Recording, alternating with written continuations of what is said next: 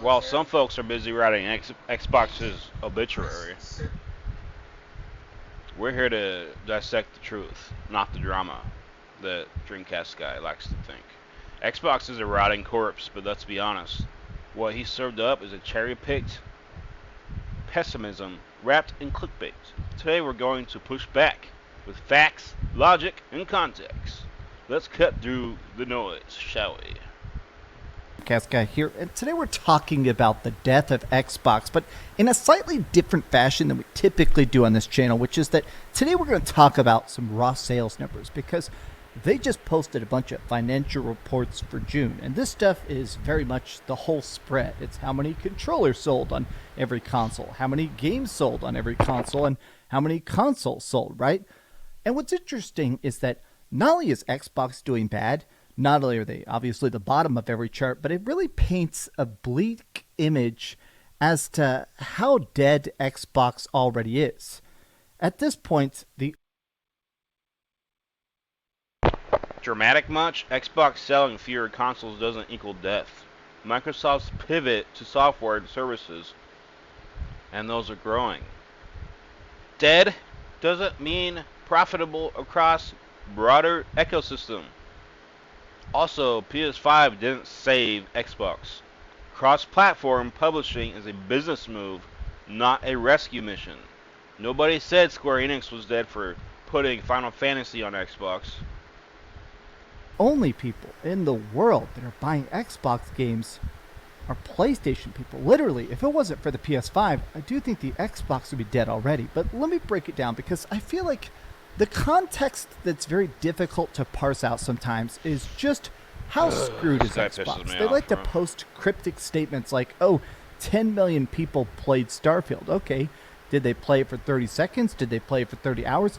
Xbox always tries to be incredibly vague about how their games are doing. And now I think we realize that everything they're putting out, if it wasn't on PlayStation, nobody would even play it. But let me talk. Hi, Sure. hope you're having a great... I'm pretty sure all companies do this. Sony boasts hours played for Helldivers 2. Nintendo touts active Switch Online users. It's marketing, not a Microsoft exclusive problem. More importantly, 10 million players is a huge reach. Dismissing it like it's meaningless is pretty dishonest. day. And if you could, please give this video a like and subscribe if you haven't already.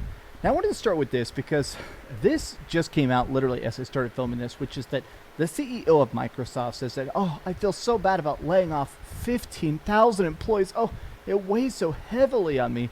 You know, also we are making completely crazy amounts of money. By any objective measure, we are thriving. So he's basically saying, yeah, we're just going to keep firing Xbox people because they're less profitable than any other part. Like, Microsoft makes literally trillions of dollars on Windows and Microsoft Excel and everything else. They're basically saying, we don't even care. We can just let Xbox rot on the vine, despite the fact that they've spent billions, hundreds of billions of dollars trying to build up the Xbox brand.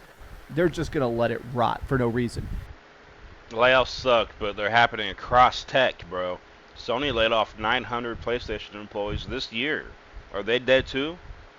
Microsoft is reallocating resources, not shutting down Xbox. And I do find it funny that a lot of the replies are just being like, oh, okay, cool. So he just sucks. It's wailing heavily on him, and yet he definitely is a soulless corporate shell. And here it is. Video game worldwide hardware estimates. Now, technically, these are usually about 95% accurate. Usually the numbers are a slight bit off just because sometimes, you know, some people are buying stuff and it takes a bit to tally up some of the ones and zeros, stuff that ended up falling off a truck, that kind of stuff. But look at this. Like, this is kind of just wild. So this is the world bracket. Let's just talk about the world bracket because, look, breaking it down by, like, here's North America, here's Europe, here's Japan. But here's what's really, really crucial in my opinion. Worldwide, Nintendo Switch 2 sold 5 million units the first month. I think that's now technically the fastest selling console of all time. I'll be honest, still blows my mind. With all the hate, all the backlash, all the high price tags on Nintendo Switch 2, clearly people did not mind showing up to that with cash in hand. PlayStation 5 behind it with 900,000 sold. Pretty dang good when you just consider the fact that in a random June in 2025 with no major releases, the PS5 still sold almost a million units. The original Nintendo Switch selling 316,000 units worldwide. Still, even that is a pretty surprising number, but this is the part that I think everybody is very much focusing on. 150,000 Xboxes sold worldwide in the month of June. I truly feel like it cannot be overstated how bad this is. It's June, mid-year lull. Even Switch numbers drop post-holiday. Xbox isn't pushing hardware, they're reshaping into a platform service model. Also, 150k worldwide equals failure if software services and PC sales are strong. I mean, you're literally talking about a last gen device, a last gen handheld that came out in 2017 sold more than you did. Like, what in the world are we even doing here? Now, there has been a lot of talks about the fact that currently Xbox is making a big effort to basically just cut off parts of the world that aren't worth their investment. You can see here, like, specifically, even in Europe and stuff, Europe and Japan, they're just selling lower and lower numbers. There has been a bunch of public leaks that basically they're trying to cut off those supply lines. It costs a lot of money to not just ship consoles to other countries, but then make deals. All right, we need it to be in, the Japanese equivalent to Best Buy. They sign all these contracts, and clearly they're getting zero money back. So basically it sounds like at this point, I think Xbox realizes that even having the console on store shelves, you're just geysering cash. You're getting nothing back for it, especially because at this point, the only place you really see people talking about Xbox games or buying Xbox games. They're optimizing distribution. Cutting off Japan and parts of Europe isn't ideal, but it's cost effective for a brand focused on digital. Sony isn't thriving in every region either. Japan prefers Switch by a mile. Is on PlayStation and Nintendo Switch 2. Christopher Dring, the game business. I've talked about this guy in the past. He's a guy who I feel like he leaks stuff that is all being talked about behind the scenes. He's a very old school game journalist. Chris Dring basically says that, look, this stuff is about to come out in the coming weeks. We know that we're exactly, 3.5 weeks from Gamescom. Gamescom is happening over in Germany. And when it happens there, Xbox shows up. Xbox has already confirmed they're doing a big showcase. I do think there's a good chance they're going to just shadow drop Starfield. I think they're going to release Starfield on PS5. If I'm being brutally honest, I don't think it's going to sell at all. I think Starfield is just a colossal, expensive flop. I mean, not only is it the low... Yeah, Starfield flop, nobody's playing. Yeah. Starfield had over 12 million players in year one. That's not a flop. Also, name a Bethesda game that didn't get flamed at launch. Fallout 76, Oblivion, Skyrim, all recovered. Modders always give up early and return post-expansion. Lowest rated Bethesda game. Modders gave up on Starfield. Everybody gave up on Starfield. And I say that as a person that not only beat it, I beat that absolutely garbage game twice. Although, the new game plus is funny. So I kind of beat it like 1.5 times. I even played the DLC.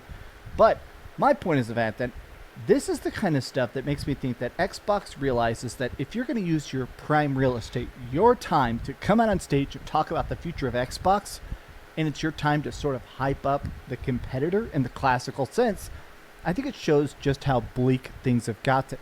Now, I've seen a lot of people try to say that somehow Xbox is doing better than we think. I've seen a lot of screenshots. I don't even want to put them in this video.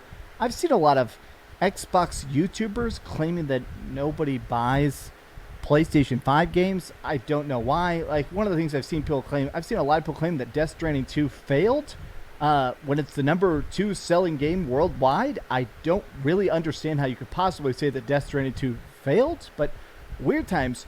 June's number 2 and number 4 are bestsellers on Xbox, but don't even make the top 20 overall. If this Game Pass just hit record engagement, bro. If it's a waste, why did Capcom, let's see, EA, and I think Ubisoft keep joining it? Also, Microsoft is prepping for cloud growth and a subscription-based future. This isn't failure, it's positioning. I keep saying that. This isn't a sign of how bad sales are in Xbox. I don't know what is. US is Xbox's strongest territory, and these are the US sales. So it just seems like there has been this bigger and bigger push for the idea that Xbox, not only can they not be tied to a single platform, I am more and more thinking that Xbox is probably going to discontinue Game Pass. At this point, Game Pass, it's for them. I'm going to make this clear. For Microsoft, they're probably seeing it as a massive waste of money. A lot of companies are very much all in on this idea of paying a subscription fee instead of ever actually owning your content, right? Instead of having Adobe Premiere for editing YouTube videos, you pay the Adobe Premiere subscription. You've got your YouTube Red subscription or premium, whatever the hell they call it, you know?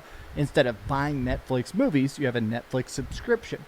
I almost feel like they're doing the math and saying, okay, so few people have Game Pass, we're just losing money. And now we've told people to... I haven't met a PC player that didn't have Game Pass. I have Game Pass. Mostly everybody I know has Game Pass. So I don't know where these numbers are coming from. A lot of people use Game Pass, brother. Never buy Xbox games. At this point, it's probably more profitable for them to, at least as an experiment, I do think there's a chance they're just going to chop up Game Pass and start attempting to actually sell games to their audience, which obviously is going to sell terrible on Xbox and it'll sell great on PlayStation. At least the games don't suck. But a lot of people are kind of talking about the fact that it's very weird that right now... I mean, sales equal value. Hi-Fi Rush was critically acclaimed and profitable, even without topping charts. Some of Xbox's strongest games aren't blockbusters. They're cult hits. Not every game needs to be Mario Kart to matter. We now have more sales data. Xbox has always, in my opinion, lied. Xbox likes to lie about the success of their games. Oh, we have the big, giant game. Wow, everybody's playing Hellblade when nobody played Hellblade. Oh, everybody's playing Starfield when nobody's actually playing Starfield. They're always vague. So now that we actually have sales data from a game, it's selling great on PlayStation. I think they're starting to think that. I've seen some big Xbox accounts even sort of saying that right now it's really important to give up on exclusives. I'm seeing that more people seem to be sort of like, begging for PlayStation games to come to Xbox. Port begging has never been more desperate. Here's Colt Eastwood. No hate on Colt, but Colt did a whole video basically saying that I want to see Spider-Man and Horizon and Returnal, all these games on Xbox. I don't think those will go to Xbox. I do think some stuff will go over to Xbox, but it is weird when you kind of look at a thing like this, right? This is obviously a very misleading thing here. A bunch of these games are not coming out. A bunch of these, there's perfect art. Most of these are canceled games. Most of these are never, ever, ever coming out, right? But let's just hypothetically say this is real, right? 20 games coming to Xbox, 10 games coming to PlayStation. A lot of these games ended up being very, very big. You can see right there, Stellar Blade. Oh my God, Last of Us Part 2 being listed. But my point is the fact that I do think that Xbox is going to petition PlayStation and ask for some games. And I do think some stuff might bridge that gap. I keep seeing stuff like this where people are basically saying, okay, the idea of exclusives just doesn't work. And a lot of people are kind of mocking this because right now we're seeing record-breaking sales. The top-selling games in the world are exclusives. Death Stranding 2 and Mario Kart World. Those are the biggest games in the world right now, and they're both exclusives, right? Doesn't that kind of show the sign that exclusives still Wrong again. Xbox is clearly shifting to ecosystem over exclusivity. It's not begging, it's evolving. Meanwhile, PlayStation is porting more games to PC than Xbox ever has.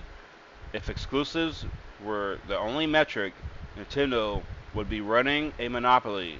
They're not.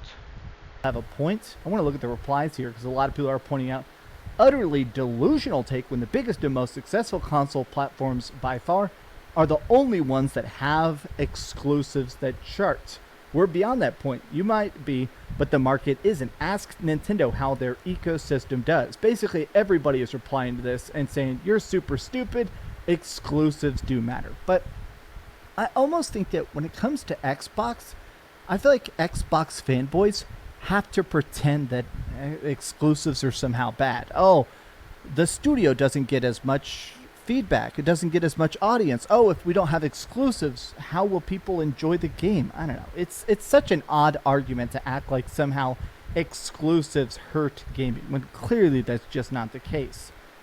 I would say that in a lot of ways, the best decisions we've seen from Xbox in the last year especially has been a reaction to PlayStation. They lowered the price back to $70 this week. They were talking about a month and a half ago. They were saying there was going to be a big push. Every Xbox game was going to be $80 now.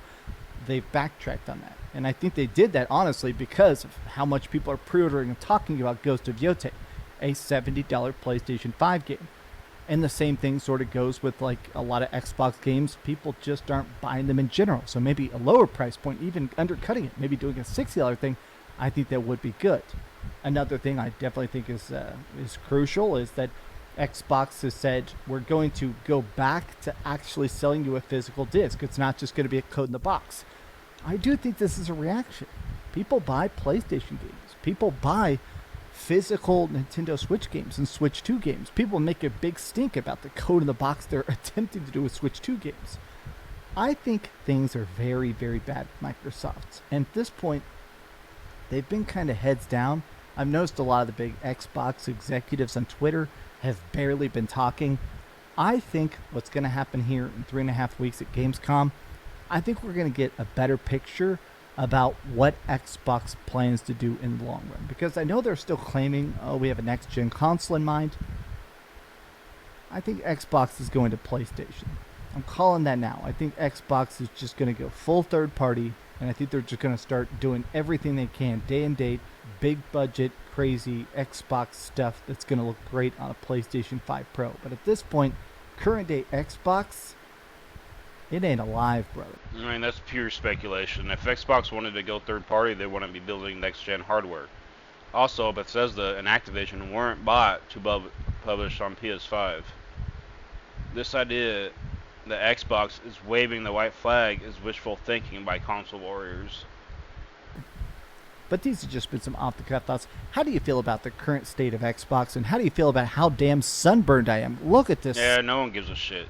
Xbox isn't dead, bro. It's evolving. I've said this 7 times now on my streams. Hardware sales dip? Sure. But so did physical music, and streaming took over. Microsoft sees the long game, in my opinion, and they're playing it differently than Sony or Nintendo. Doesn't mean they're losing. Just means they're playing a different sport. So, after that being said, thanks for watching the video, and we're going to get into the samurai quote of the day. A warrior does not give up what he loves. He finds the strength to keep going despite doubt. Miyamoto Musashi.